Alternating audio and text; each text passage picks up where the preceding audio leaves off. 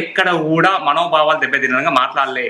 ప్రతిసారి కూడా ఆంధ్రాలో సభ పెట్టి జై తెలంగాణ అనే ధైర్యం పవన్ కళ్యాణ్ గారికి ఉంది. ఎందుకంటే ప్రతిసారి చెప్తారు. ఎందుకు అంటే నేను తెలంగాణ యొక్క స్ఫూర్తి వాళ్ళ పోరాట పటిమ నుంచి పార్టీ పెట్టా, గద్దరన్న పాటను చూసి ఇన్స్పైర్ అయినా అని చెప్పిన సందర్భంలో ఒక్కసారి చెప్పడం కాదన్న ప్రతి సభలో చెప్తారు. మచిలీపట్నము, కాకినాడ, విజయవాడ ఎక్కడ మాట్లాడినా అదే మాట్లాడతాడు. అలాంటి వ్యక్తి మీద మీరు విమర్శలు చేయడం చాలా బాధాకరం. సరే ఒక సామాన్య కార్యకర్త చేసినట్టే ఏమో అనుకుందాం, కానీ ఒక మినిస్టర్ హోదాలో ఉండి ఇంకో అక్కడ పక్క డిప్యూటీ సీఎం మినిస్టర్ గారిని అనడం చాలా బాధాకరం. అనిరుద్ రెడ్డి అంటే వాళ్ళు మాట్లాడారని అనుకున్నాం. వాళ్ళకి ఏంటంటే మతి స్థిమితం లేదు. ఎర్రగడ్డ ఉండవాసం అక్కడ జడ్చర్లో ఉన్నాడు, కానీ మీరు కూడా మాట్లాడడం అంటే బాధగా అనిపించింది అన్న. ఈ అనిరుద్ రెడ్డి గురించి చెప్పాలి. ఎంత పైచాచిక ఆనందం అంటే ఇది బాత్రూమ్లలో వెండి వేసింది అన్న. పండుకునే బెడ్లు వెండి. దీనికి ఎక్కడి నుంచి వచ్చినాయా? నువ్వు ఎండి బెడ్లు, వెండి బాత్రూమ్లు అన్ని అబ్దాబీట్లో పెట్టినావా? పెట్టలేదు. మరి అబ్దాబీట్లో పెట్టకపోతే గెలిచినాక ఎక్కడి నుంచి వచ్చినాయి నీకు? ఎంత మూర్ఖత్వం అన్న. తెలంగాణలో అమరవీరులు చనిపోయి అమరవీరుల కుటుంబాలు తిండి లేకపోతే ఇందాక అన్న చెప్తున్నాడు, శ్రీనివాస్ కానిస్టేబుల్ గురించి చెప్తున్నాడు. తినడానికి తిండి లేక అలమటిస్తుంటే నువ్వు వెండి మంచాల పండుకుంటావా? నువ్వు కూడా మాట్లాడతావు తెలంగాణ అమరవీరుల గురించి? మొన్న ఒక వీడియో చూసినా, అది ఎవరో నేను చెప్పింది నువ్వు చెప్పింది కాదు, మనం చెప్పింది కాదు, నువ్వే యూట్యూబ్కి ఇంటర్వ్యూ ఇచ్చుకున్నావు. నా భాగవతం అంతా ఇది, నేను వెండి మంచాల్లో పండుకుంటా, వెండి మంచాల్లో పోతా నేను అంటే నువ్వే ఇచ్చుకున్నావు. అందులో కొంచెం తీసి తెలంగాణ అమరవీరులకు సీనాన్నకు ఇయ్యరాదు, కానిస్టేబుల్ సీనాన్నకు ఒక ఎంతో కొంత ఆర్థికంగా సాయం చేయి, ఉపాధి కల్పించు, ఒక షాప్ పెట్టించు. ఎందుకే వెండి మంచాలు పడుకున్నదే పండుకోవడం, కట్ట మంచంలో పడుకున్నదే మంచం పండుకోవడం, నెల మీద పడుకున్న అదే మంచం. నువ్వు కూడా మా అధినేత పవన్ కళ్యాణ్ మాట్లాడతావు. నీకు వైఎస్ఆర్సీపీకి ఉన్న సంబంధం వల్ల నీకు కూడా అదే వచ్చింది. నేను చెప్తాను, ఇప్పుడు రేవంత్ అని ఉన్నాడు, మీ 100% ఆయన దగ్గర మేము నేర్చుకుంటాం. ఒక జెడ్పీటీసీ నుంచి ఒక సీఎం వరకు ఎదిగిళ్ళు. ఆయన యొక్క ఇన్స్పిరేషన్, ఆయన పట్టుదల, ఆయన క్రమశిక్షణ మేము నేర్చుకుంటాం. అట్లా నేర్చుకోవాలి. ఎవరైనా ఏ రాజకీయ నాయకుల నుంచి కానీ పిచ్చిగా మాట్లాడడం అంటే కుదరదు. ఎందుకంటే జెన్జీ మారిపోయింది జనరేషన్. ఇప్పుడంతా మొత్తం 2000 జనరేషన్ నడుస్తుంది. ఇంకా కూడా 1960, 1940 రాజకీయాలు చేస్తా అంటే కుదరవు. ఎందుకంటే అంత డిస్టిలేషన్ అయిపోయింది. ఇంతకుముందు ఏం మాట్లాడి బయట తెలవలే. ఇప్పుడు సెకండ్లలో మనం మాట్లాడింది ప్రపంచం మొత్తం పోతే ఎక్కడికైనా. అలాంటి చెప్పండి, నిన్న జరిగిన మాధవరెడ్డి గారు, పవన్ కళ్యాణ్ గారు పవన్ కళ్యాణ్ గారి మీద మీరు ఇలాంటి సూచనలు చేయడం చాలా బాధ. మాధవరెడ్డి గారు నిన్న పవన్ కళ్యాణ్ గారు ప్రెస్ మీట్ పెట్టిన తర్వాత లాస్ట్ 1 సెకండ్ మా అధినేత పవన్ కళ్యాణ్ గారు ఏమన్నారు అంటే, నాకు రాష్ట్రం కన్నా దేశం ముఖ్యము, దేశం బాగుంటే రాష్ట్రం బాగుంటున్న వ్యక్తి మా అధినేత పవన్ కళ్యాణ్ గారు. కాంగ్రెస్ అట్లా అనలే. ఎగ్జాంపుల్ చెప్తాను. మా ఎమ్మెల్యే గాంధీ గారు, టిఆర్ఎస్ కాంగ్రెస్ ఎమ్మెల్యే గాంధీ గారు పాకిస్తాన్ లో వచ్చి షేర్లింగంపల్లి హ్యాపీగా ఉండొచ్చు అనే వాడు చాలా సందర్భాల్లో అన్నాడు. ఆయన కావాలని విట్నెస్ చూపిస్తా, వీడియోలు చూపిస్తా. అదే యాక్షన్ మన పిసిసి మహేష్ గౌడ్ గారు మీరు తీసుకోగలుగుతారా? పాకిస్తాన్ నుంచి వచ్చే షేర్లింగంపల్లిలో ఉండొచ్చంట. ఇది ఎక్కడ రాజ్యాంగం అండి? దేశభక్తి లేని కాంగ్రెస్ ఎందుకండి? దేశాన్ని ప్రొటెక్ట్ చేసుకోవాలి. అక్కడ జమ్మూ కదా సైనికులు పోరాడుతుంటే ఇక్కడ ఎమ్మెల్యేలు ఇలా మాట్లాడడం ఎంత బాధాకరం. ఇలాంటి వాటిని క్రమశిక్షణ పెట్టే పనే దేశభక్తి ఉండాలండి. కాంగ్రెస్ వాళ్ళకి దేశభక్తి లేదు. కొంతమందికి, అందరికి కాదు, కొంతమందికి.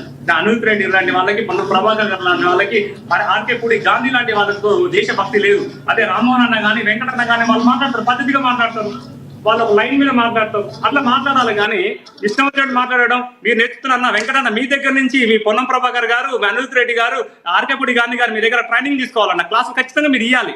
ఎందుకంటే వాళ్ళకి మినిమం ఇంకిత జ్ఞానం లేదు వాళ్ళకి. పాకిస్తాన్ నుంచి వచ్చి షేర్లింగంపల్లి ఉంటాడన్న.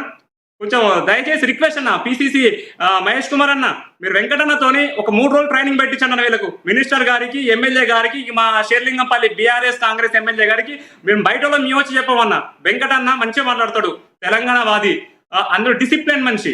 ఆయనతో మీరు ట్రైనింగ్ పెట్టించండి అన్న. పెట్టిస్తే అప్పుడు ఆయన కొద్దిగా మంచిగా మాట్లాడతారు. సంస్కారం అంటూ తెలంగాణ భాష బయటికి పోతే అన్న, మేము ఎక్కడికి పోయేదని బయట కంట్రీలో కూడా ఉన్నా అన్న. బయటికి పోతే ఇండియా అని చెప్తాం, ఇది మన భారతదేశం, భారతదేశం నుంచి వచ్చినా అని చెప్తా. ఎక్కడ అంటే అప్పుడు ఉమ్మడి ఆంధ్రప్రదేశ్లో ఉన్నా కాబట్టి ఆంధ్రప్రదేశ్ అని చెప్పుకుంటారు, తెలంగాణ అని చెప్పుకుంటారు. బయటికి పోతే తెలంగాణ మన ఇట్లా గోలపడితే తెలంగాణ భాష యాస మీద అవమానం జరుగుతుందన్న. బయటికి పోతే మన తెలంగాణ ప్రజలు అందరూ ఉమ్మడి కలిసికట్టుగా ఉండాలి. మనం మొన్న మారవాడి యుద్ధం చేస్తారు చాలా మంది 4 రోజుల వరకు. రాతికి మన కేరళ అంటారు, ఇలా ఆంధ్ర అన్నారు, గుజరాతీ అన్నారు. అందరు పోతే ఎవరు మిగుతారు అన్న? బూడిద. మనం తప్ప ఏముండవు. నేనేమంటాను, అందరం కలిసి ఉండాలన్న. మినీ ఇండియా, హైదరాబాద్ అంటే మినీ ఇండియా అని పేరుంది. అన్ని రాష్ట్రాల వాళ్ళు ఉన్నారు ఇక్కడ. వీళ్ళందరం కలిసి ఉండాలి, మంచిగా ఫ్రెండ్లీ అట్మాస్ఫియర్ ఉండాలి. హైదరాబాద్ 65 సంవత్సరాల డెవలప్మెంట్ అడుగుతున్నారు.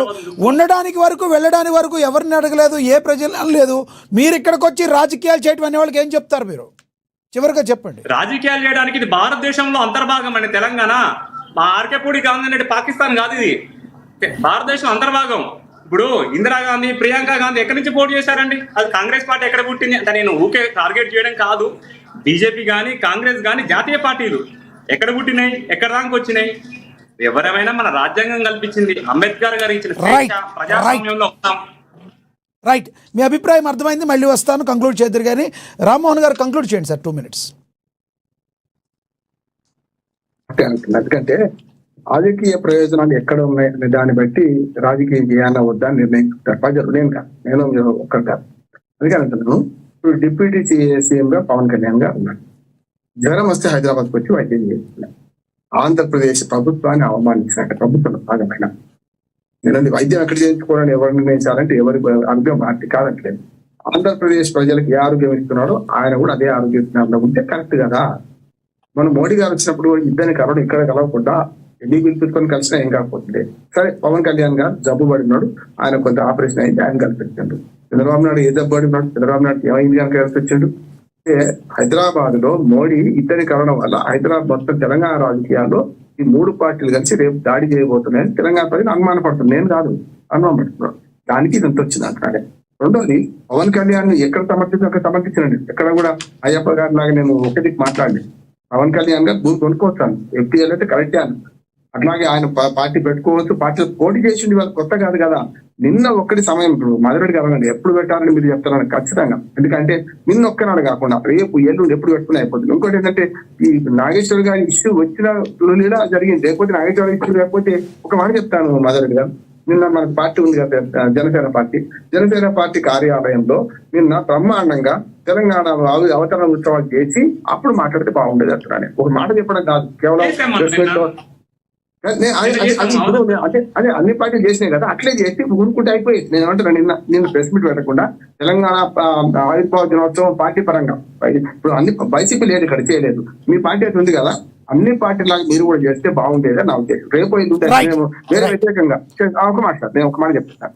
రాజకీయ ప్రయోజనాలకు వస్తే రేపు ఆంధ్ర తెలంగాణ మధ్య చాలా మన సమస్యలు ఉంటాయి.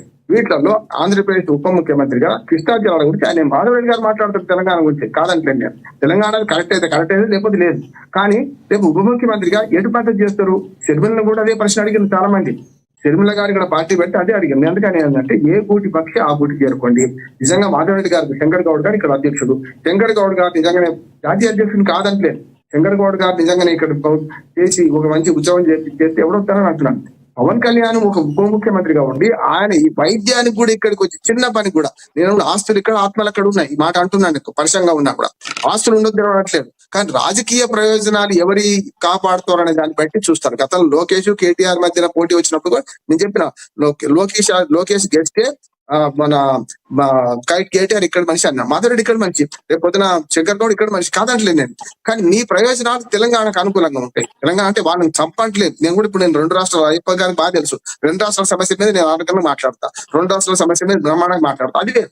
కానీ ఇక్కడికి వచ్చాకల్లా తెలంగాణ ఆంధ్రప్రదేశ్ మధ్యన ఉన్న ఏదైతే అన్నదమ్ముల మధ్య పంచాయతీలో ఎటు దిక్కుంటావు అని, ఏ పక్కన ఉంటావు నాకన్నా అడుగుతున్నా, ఆ పక్కనే ఉంటారు, మీకు ద్రోహం చేస్తున్నారు అంటున్నాను నేను. అందుకనే తెలంగాణలో పార్టీ పెడితే ఎవరు వద్దనట్లేరు, పోటీ చేస్తే ఎవరు వద్దనట్లేరు. పోటీ చేసిండు, విఫలమైందా సఫలమైందా ప్రజలు తెలిసింది. కానీ రేపొద్దున అది చేసుకుని ఎవరు వద్దన్నారు. కానీ ఈ సందర్భంగా మాటలు మాట్లాడద్దు. మీరు అన్నది ఒకటి వ్యక్తిగతంగా మాట్లాడొద్దు. అది అనిరుద్ధ్ రెడ్డి మాట్లాడిన తప్పే, ఇంకోటి మాట్లాడిన తప్పే. ఇప్పుడు ఇంకోటి, కబ్జాదారులు ఎవడైనా దూరం పెట్టాలంటున్నా. తెలంగాణ వాడైతే ముద్దు పెట్టుకుందామా? నేను నిన్న ఒక మాట చెప్పి ముగిస్తాను. లక్ష్మణ గారు, ఖైరతాబాద్ వెంకటరమణ కాలనీ ఉంది. అక్కడ ఒక కిరాయికున్న వ్యక్తి, ఆంధ్రప్రదేశ్ వెలుగురు సురేష్ అని మంచి జర్నలిస్ట్, ఆయన అయ్యప్ప గారు కూడా తెలుసుంటాడు, చాలా మంచి పుస్తకాలు రాసిన ఆయన. దెబ్బలు తిన్నాడు ఒక పార్కు స్థలం కోసం, 30 ఏళ్ళ నుంచి పోరాటం చేస్తున్నాడు. చివరికి కోర్టులో ఓడిపోయి నిన్న ఆ పాత ఫోటో పెట్టుకుని ఆవేదన వ్యక్తం చేసుకుంటూ రోజు అక్కడ ఉండే పార్కును పట్టించుకుంటలేరు. పార్క్ పోయింది కదా, ఎవరు ఖైరతాబాద్ లో ఎవరి పెద్ద నర్సు మీ అందరికి తెలుసు. నీ పేరు చెప్తే బాగుండదు, ఎందుకంటే ఇజ్జత్ ఆవేశమే చేస్తారు. నేను పేరు చెప్పిన వాడిని. అందుకని ఏమంటే అంటే వాళ్ళు ఇవాడికి ఆ పార్క్ స్థలం కబ్జా చేశారు. ప్రజా ఆలోచన వ్యక్తిని ఉప్పలు ఆంధ్ర, కానీ 50-60 ఏళ్ళుగా ఇక్కడ ఉంటున్నాం. రైట్ రామ్మోహన్ గారు, అభిప్రాయం అర్థమైంది సార్. సమయం అయిపోయింది, అన్యత భావించకండి. పార్క్ స్థలం కబ్జా ఆపి